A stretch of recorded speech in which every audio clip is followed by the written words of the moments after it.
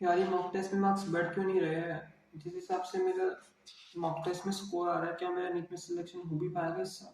क्या आप सबके मन में भी अभी यही थॉट्स आ रहे हैं? तो ये वीडियो आपके लिए। Welcome and welcome back to my YouTube channel. I am Shreyansh, first year MBBS student.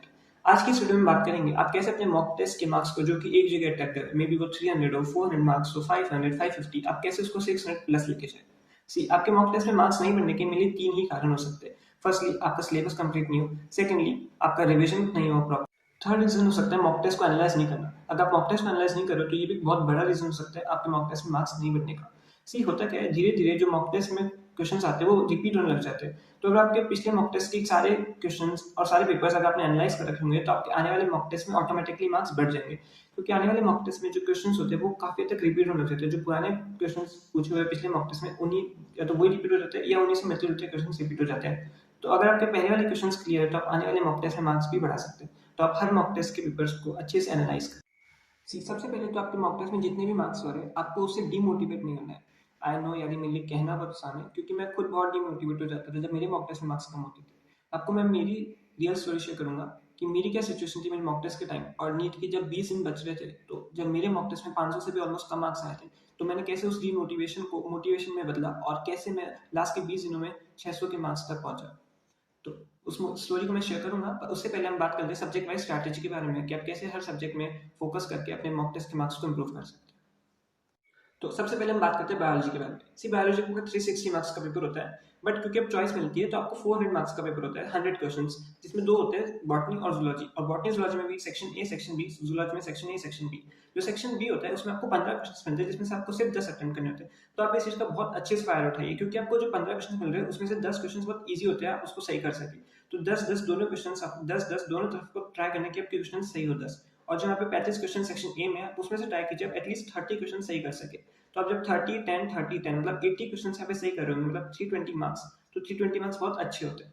आप ये मत देखिए आप 360 में से 320 ला रहे हैं, आप ये सोचो आप 400 में से 320 ला रहे हैं, तो आपको लगेगा कि ये मार्क्स अचीव कर सकती है, टारगेट अचीवेबल है।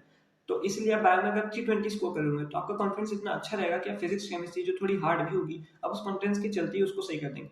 वहीं अगर आप बायो शुरू में बिगड़ देती है तो आपका मॉरल इतना डाउन हो जाएगा कि जो आती फिजिक्स केमिस्ट्री वो भी गलत कर देगी।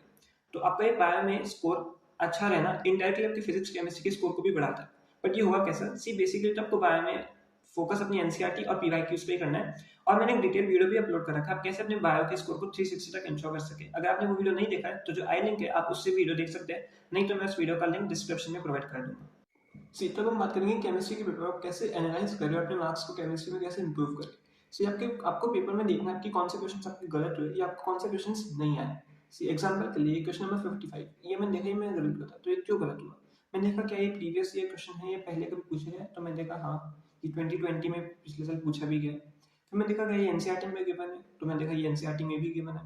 एक और एग्जाम्पल देखते हैं, क्वेश्चन नंबर 62, ये मैंने देखा ये क्यों गलत हुआ? तो मैंने देखा कि प्रीवियस ईयर क्वेश्चन की बुक में गिवन है, तो मैंने देखा हाँ ये प्रीवियस ईयर क्वेश्चन है। तो ऐसे क्वेश्चन जो कि आपके प्रीवियस में आया हुआ है या फिर जो आपके एनसीईआरटी में सीधे लाइन टू लाइन गिवन है, तो आपको ऐसे क्वेश्चंस बिल्कुल भी गलत नहीं करने हैं। अगर आप ऐसे क्वेश्चंस भी गलत करेंगे तो आपके मॉक टेस्ट का मार्क्स तो बहुत कम होगा।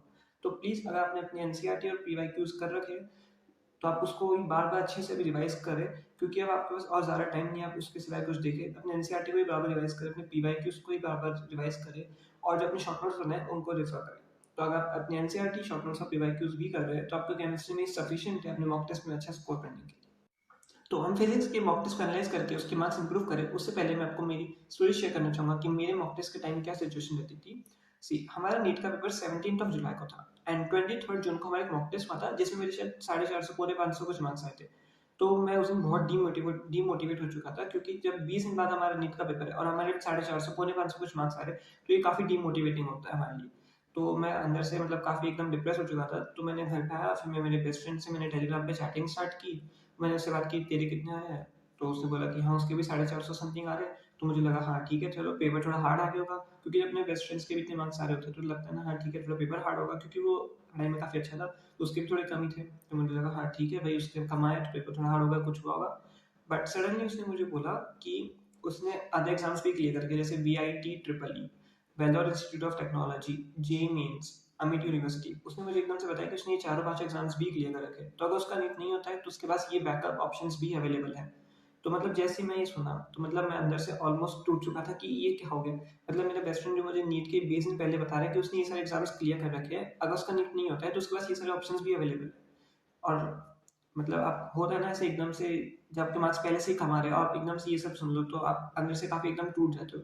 तो मेरे साथ भी यही सब हुआ। तो मतलब मैं उससे ये पूछने लगा कि इन एग्ज़ाम्स की कोई अभी रजिस्ट्रेशन डेट्स ओपन है क्या? कि मैं भी इन एग्ज़ाम्स को देके देखूँ।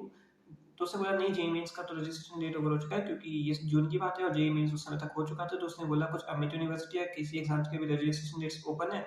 तो मैंने बोला अच्छा ठीक है, तो उसकी रजिस्ट्रेशन डेट कब तक है? तो मतलब मैं मेरी नीट की प्रिपरेशन से इतना डाइवर्ट हो चुका था कि मेरे को लग गया था कि बस नीट तो नहीं होगा, कुछ और ही कर लेते हैं।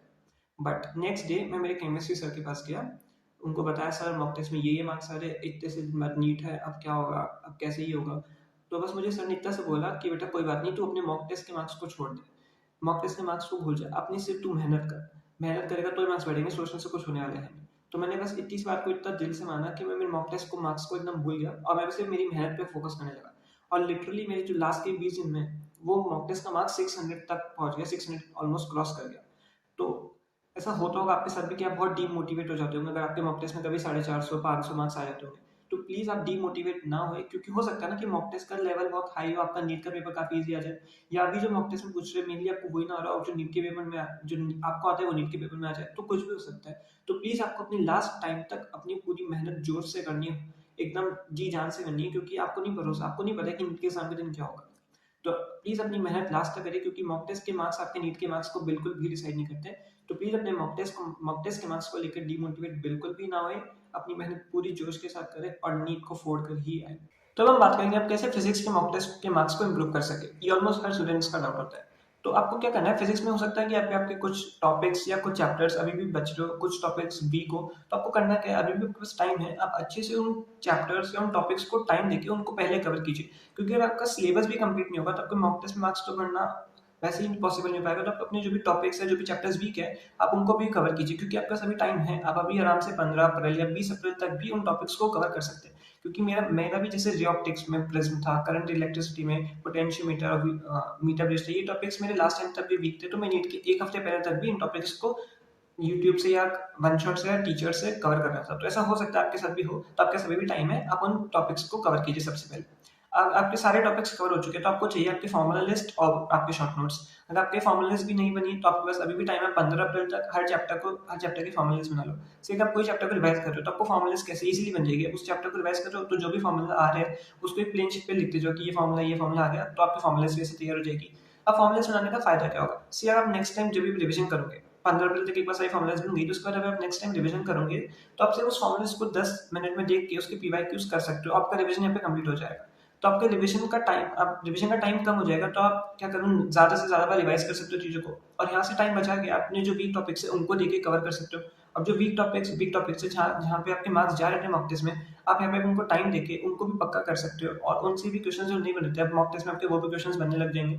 सी अब हम मॉक टेस्ट को भी एनालाइज करेंगे। सी मॉक टेस्ट को आपको एनालाइज करना कैसे है, आपको क्वेश्चंस जो भी आपके गलत हुए या जो भी आपके क्वेश्चंस अनअटेम्प्टेड है उनको आपको देखना है, आपको रीजन ढूंढना है कि वो क्यों गलत थे या वो क्यों अनअटेम्प्टेड थे। फॉर एग्जांपल ये हो सकता है कि रीजन कि आपको क्वेश्चन तो समझ में आ गया पर आपको फॉर्मूला याद नहीं है, तो इसका सोल्यूशन क्या, आपको फॉर्मूला लिस्ट को रिवाइज करना है, आपको फॉर्मूला सारे याद होने चाहिए। जैसे इलेक्ट्रोस्टैटिक्स में कई सारे फॉर्मूला है, तो आपको सारे फॉर्मूलाज अच्छे से एकदम फॉर्मूला याद होने चाहिए बेसिकली। सेकंड गलती हो सकती है कि आपको कॉन्सेप्चुअल मिस्टेक है, इसका सोल्यूशन क्या है कि आपको देखना है कि वो कौन सा चैप्टर है, उस चैप्टर से कौन सा कॉन्सेप्ट है, तो आपको पता चलेगा कि ये कॉन्सेप्ट मेरा वीक है। जैसे फॉर एग्जांपल वो सेमीकंडक्टर्स, लॉजिक गेट्स या फिर थर्मोडायनामिक्स से कार्नट, हीट इंजन, रेफ्रिजरेटर कोई भी टॉपिक हो सकता है, तो आपको पता चलेगा कि वो टॉपिक मेरा वीक है, अभी उसमें मुझे प्रैक्टिस करने की जरूरत है। तो आपको ऐसे टॉपिक्स आइडेंटिफाई, चैप्टर्स आइडेंटिफाई करने जो आपके वीक है। थर्ड, वो कैलकुलेशन मिस्टेक हो सकती है या रीडिंग मिस्टेक हो सकती है या बबलिंग मिस्टेक हो सकती है, ये तीनों रीडिंग, बबलिंग और कैलकुलेशन मिस्टेक, ये तो आपको बिल्कुल ही अवॉइड करनी है, क्योंकि आप नीट के पेपर में कोई बबलिंग मिस्टेक नहीं कर सकते। तो इस तरीके से आपको अपने फिजिक्स के मॉक टेस्ट को एनालाइज करना है, अपने चैप्टर्स को जो भी वीक है उनको कवर करते हुए अपने मॉक टेस्ट के मार्क्स को इंप्रूव करना है। सी एक और आपके मन में डाउट हो सकता है कि आपको नीट के एक हफ्ते पहले मॉक टेस्ट देने या नहीं देने। तो आप सबको मेरी एडवाइस ये है कि आप नीट के एक हफ्ते पहले अपने बिल्कुल कोई भी मॉक टेस्ट ना दें, जो भी मॉक टेस्ट देने होता है उसके पहले दे ले, लास्ट के एक हफ्ते में आपको कोई भी मॉक टेस्ट नहीं देने।